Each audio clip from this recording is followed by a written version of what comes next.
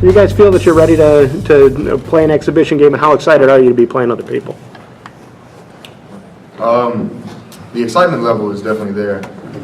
Every day after practice, we get in the locker room and all you hear about is everybody wanting to play somebody else. We get out here and practice. Everybody knows each other's plays. Everybody cheats the plays. And our refereeing isn't the best. So we're ready to get on the floor with some real refs and kind of just see how we do against somebody else.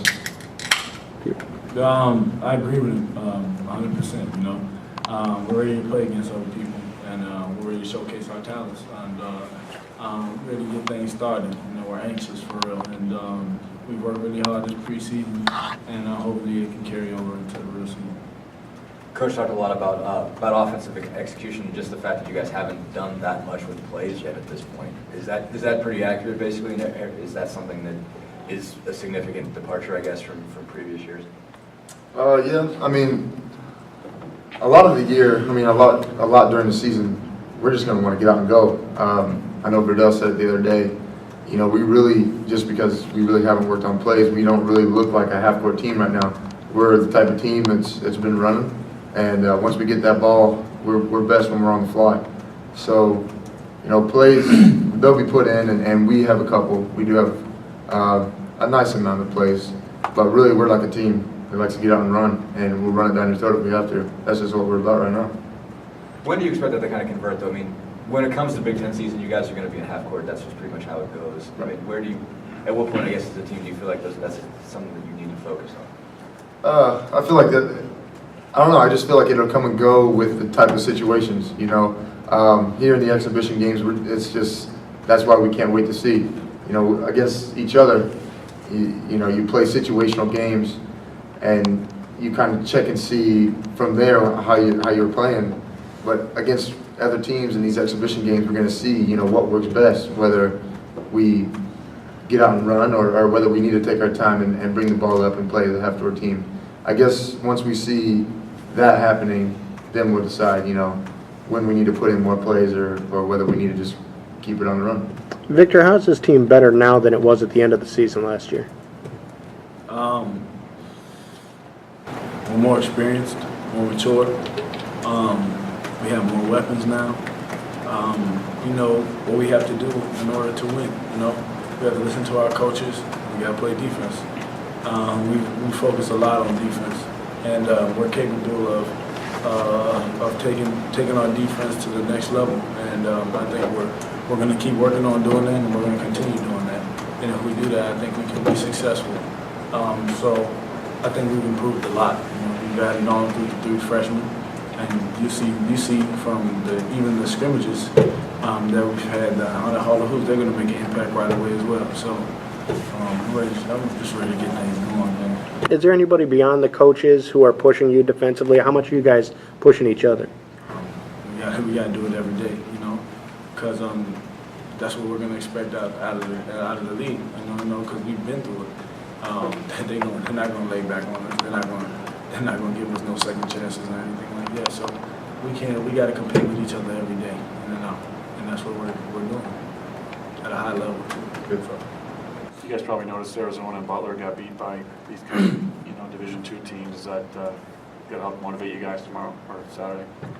Yeah, that, and we saw from last year, Fair State.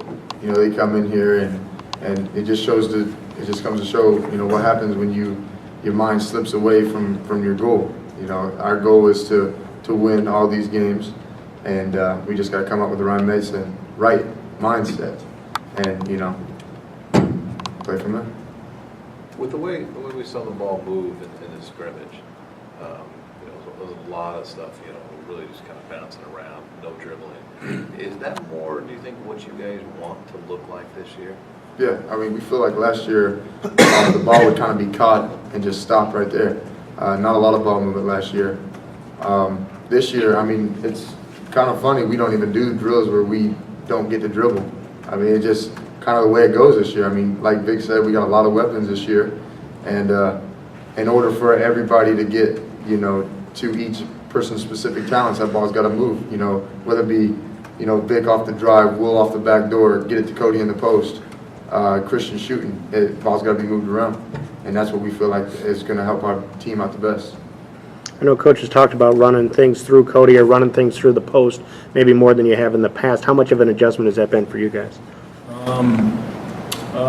Just a slight one. I wouldn't say a big one. I mean, y'all see Cody. I mean, I don't really have to speak about him. I mean, he speaks for himself. I mean, he's pretty good. So, I mean, we have to use him. I mean, we didn't just bring him here for nothing. So, I mean, and if we do that, it's going to open the floor for everybody.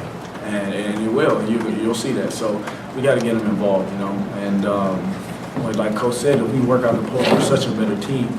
We even see it in practice. Like when we start feeding, we get through stretches where we forget about Cody sometimes because we're not used to him because he hasn't been here for the past couple of years. And then as soon as Coach, we get that click, and Coach always tells us, if you didn't to him, get it to him, get it to him. It's amazing how much better we play as a team. So, I mean, we just got to get him involved, the big fella involved, you know. And, that's the reason why he's here. Derek, you talked this summer about Jordy kind of picking up his sort of leadership and being more vocal and being just kind of louder when it came to workouts. How have you seen that progress now that you've gotten into practice and, you know, you have coaches around and stuff like that? How has he sort of evolved with that? I mean, earlier I remember talking about how, you know, he was kind of the guy to get everybody ready, you know, whether you were doing good or bad, and, you know, a workout or conditioning, he'd be the one to kind of kick you out or whatever. Right now, Jordy's kind of like the floor manager. I mean, we'll go red and white every day, and if you're on Jordy's team, he'll tell you exactly what to do. There is no ifs, ands, or buts. I mean, Coach Crean really works with like the red mostly. He's on the red team, but really, if you have a question, you go to Jordy now. It's unbelievable to see how far he's come. You know, even if he knows he's messing up, he knows exactly what to do. You never have to really worry about Jordy. Coach Crean will kind of talk to him here and there a little bit, but for the most part, he's kind of on his own. And for everybody else who's in his position, you know, Remy, new guy, Jordy's always on the side talking to him, telling him where he needs to be, what he needs to work harder at. And, you know, you can see from the beginning of practice to now how far Remy's come.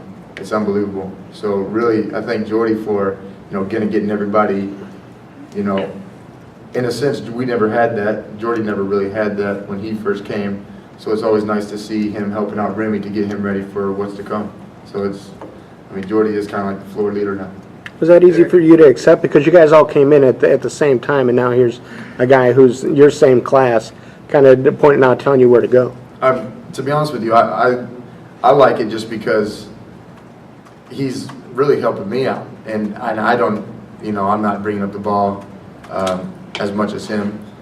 But still, you know, for him to just be there around and kind of tell me where I need to be for when he drives, where I need to be position-wise, so if he gets cut off by somebody else, I'll be in his vision. It's just kind of things like that.